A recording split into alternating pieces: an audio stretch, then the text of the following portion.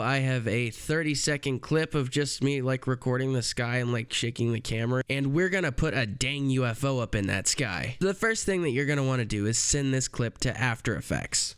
Right click your clip, hit replace with After Effects composition. Now that we're in After Effects, you're going to want to save your project. I'd highly recommend saving it in the same place that you saved your Premiere Pro project. Select your clip, then hit tracker, then hit track camera, and then we wait. Ow.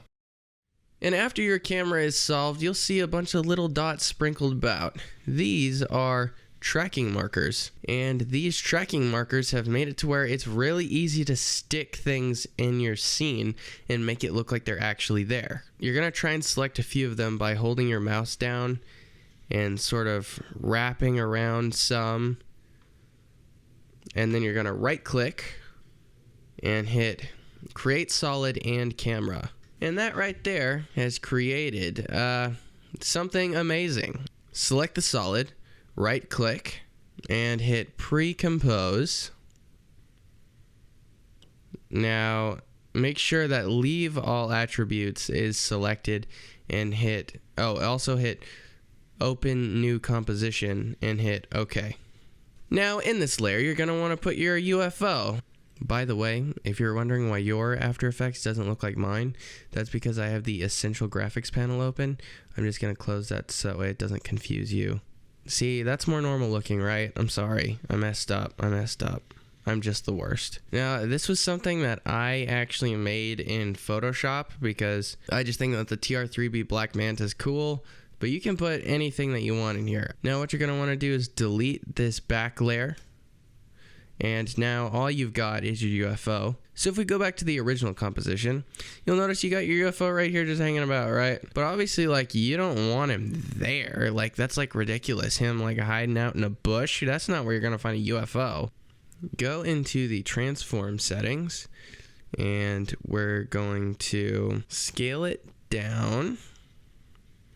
We're going to change its X rotation to make more sense. And then we're going to change its Z rotation to kind of match more the direction of how the street's kind of going. And then what you're going to do is you're just going to push it up. You're going to pull it back. You're going to push it up again. Might want to move it this way a little bit. And then you're going to want to pull it back again. You're going to want to push it up again until you've got it right in the spot that you want it, okay? We might even change, the Z rotation just a little bit. All right, that makes a little bit more sense. Now let's see how that looks. That looks like that is tracking pretty dang good. Go to the beginning of your clip, hit position. Then go to the end of your clip and just kind of move it forward a little bit, just so like, you know, there's a little bit of movement. So it's not just like static there the whole time. You know, then it looks even spookier. Yeah, all right.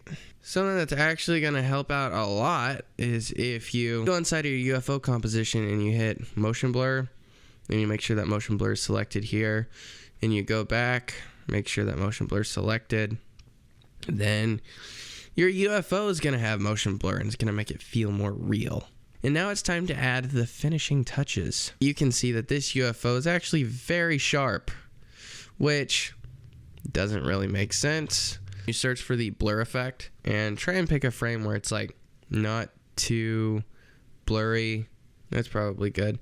You'll see it looks super sharp. So let's actually move the blurriness up a tad, not by very much, you know, like don't go like all the way like that, just go like a little bit. We're not trying to make it look like it's out of focus, we're just trying to make it look like your lens isn't very good, so it doesn't have very sharp images. One last thing that would make this UFO look like it's really there. In your effects and presets menu, you're gonna look for levels. Add levels to your UFO, and you're going to try and match the black point to the darkest pixel in your clip. And by doing that, it makes it feel less like it was put in afterwards and more like it was actually there. And you see, that looks pretty good.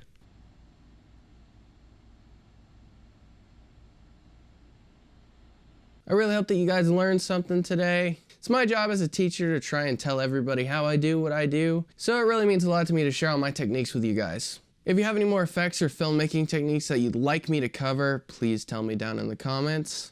Stay safe, wash your hands, and I'll catch you in the next one. Damn it. I broke my slate, so